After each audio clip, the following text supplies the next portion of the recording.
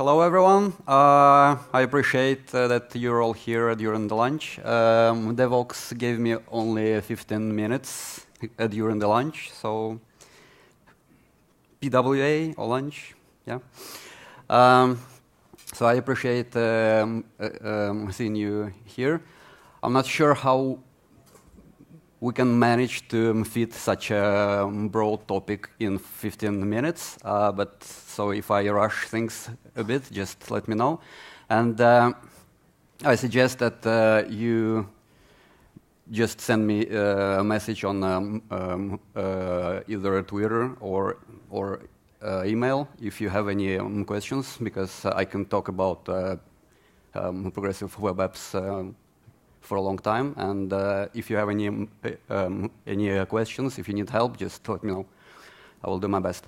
Yeah, my name is Alan. I live in Oslo, in Norway.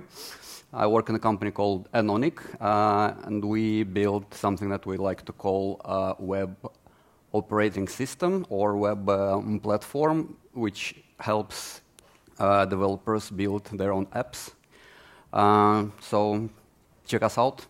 I also occasionally blog on a site called webagility.com. It's not just me, it's my colleagues too. We write about lots of things, not just web apps. And I also one of the organizers of progressive web apps meetups in Oslo and London, so feel free to join us. It's absolutely free. I will share this after the presentation, and you can just click the links to get to the sites. Okay, we're here to talk about progressive web apps, but let's talk about mobile apps first. We all own smartphones. We all are familiar with what the native apps are. Let's look at some facts. Mobile apps, they're native citizens on any mobile device, of course, because they were built for it. They always have a direct access to the hardware on mobile devices. They are shipped to us and users using the app stores. They are built by mobile developers using very specific set of programming tools. Yeah, they can be added to device's home screen. It's kind of the natural part of the process. And they almost always work offline. So these are the facts. Let's look at some cons, because the fact that we are familiar with the concept doesn't mean that this concept is perfect. So, first of all, discoverability. It's very low with the mobile apps. They can be downloaded and updated only with app stores. They are not indexed by search engines, which means that it's very difficult if you're a developer who builds the mobile apps. For you, it will be really difficult to be discovered by users. They cannot be shared with a direct link. Well, they can, but you will still be sent to the App Store afterwards. How about maintenance? Maintenance is high. Oops, that went off. Yeah, they are limited by the platform that they were built for. So if you build an Android app, you cannot reuse the code for the iOS app. And getting your app to the store, it's very time-consuming. It's very complicated. If you ever did this, you would know. So yeah, these are the cons. And the biggest one, in my opinion, is the size. They are very heavy. Some examples: YouTube, 200. LinkedIn and Snapchat, 250 megabytes, and my favorite, Facebook, make a wild guess, 0.5 gigabyte on your phone. One app. Now let's look at web apps. What do we know? They are, in reality, websites with some interaction capabilities. The code is simple and reusable. HTML, CSS, JavaScript, all the web developers are familiar with it.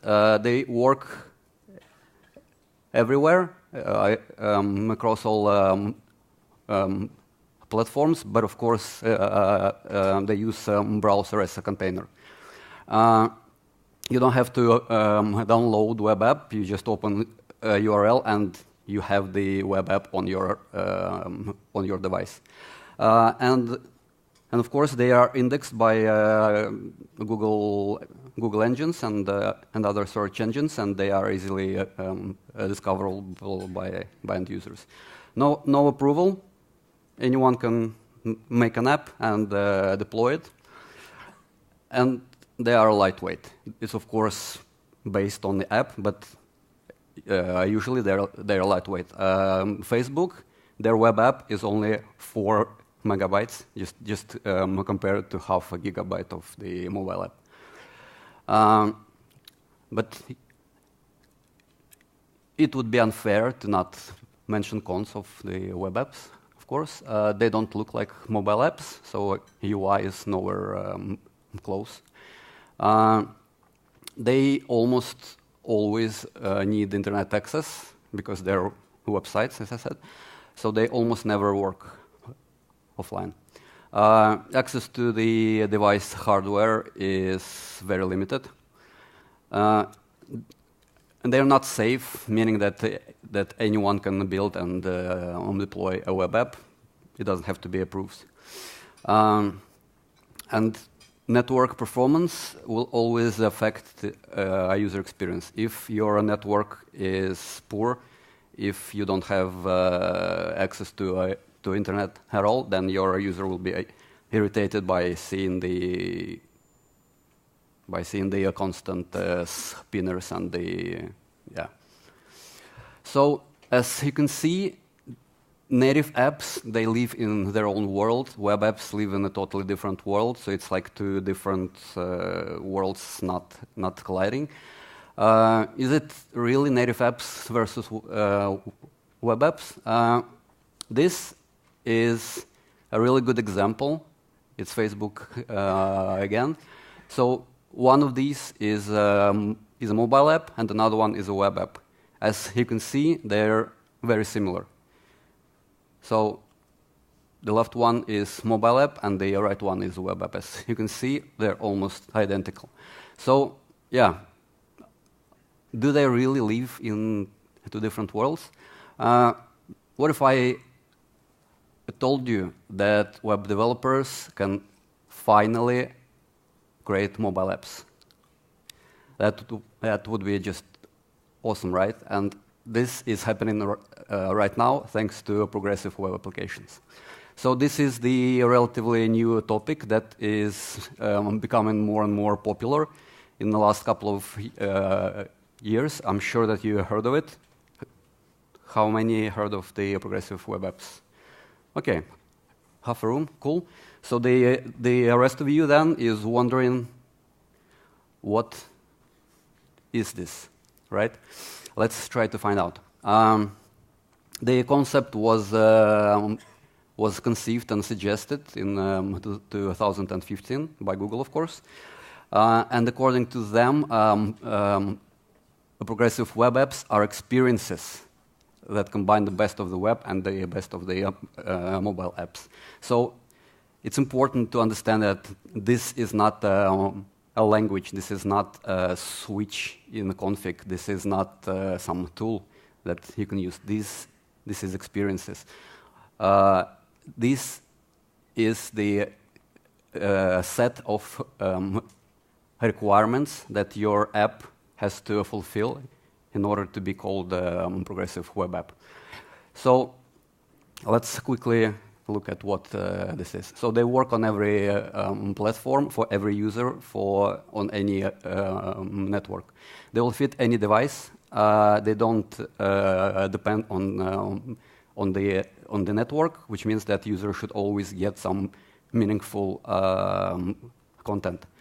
The the look and feel should be close to those of the native app. You don't have to upgrade your app by going to the store. It will always be updated with a new version. It works only under HTTPS, indexed by web search engines, just like a regular website.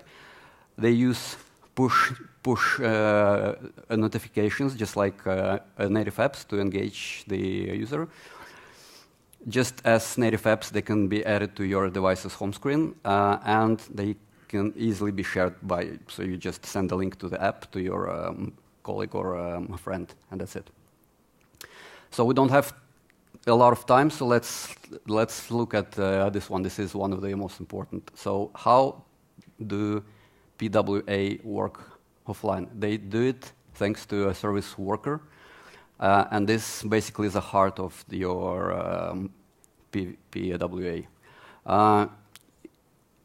It's kind of the proxy server that you program by yourself, and the whole idea of the service worker that you never see this page.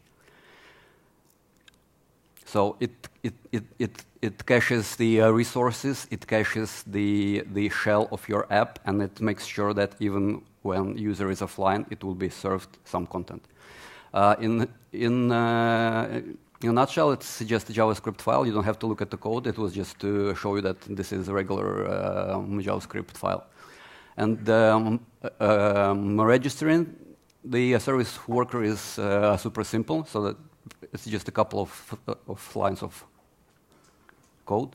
And you can test that it went fine by looking at the application tab in the Chrome DevTools panel.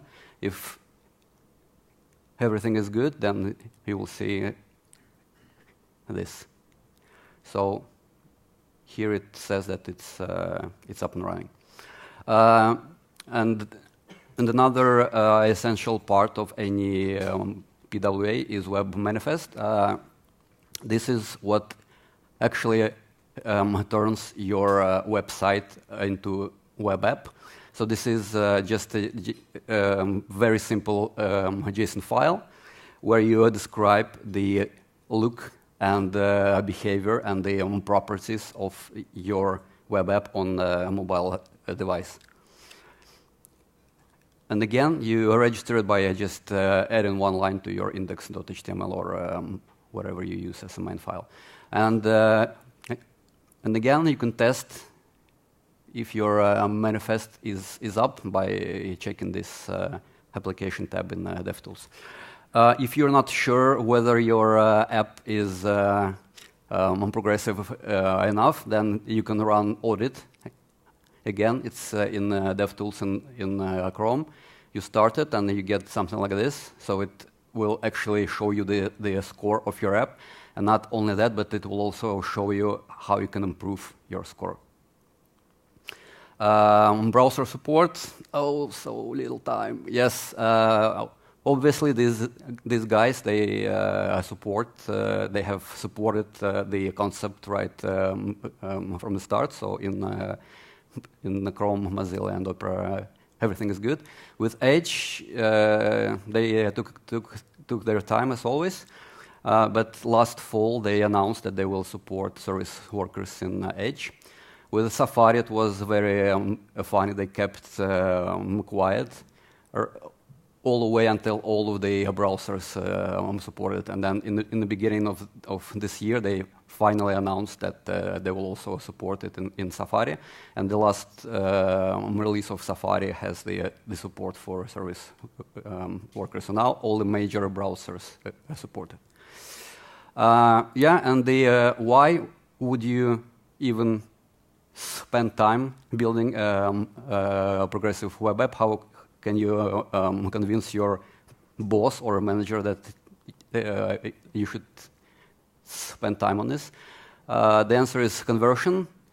There are lots of success stories when big companies added the PWA as an alternative to a mobile app. And there is a site here where you can go and there are tons of success stories there with the numbers.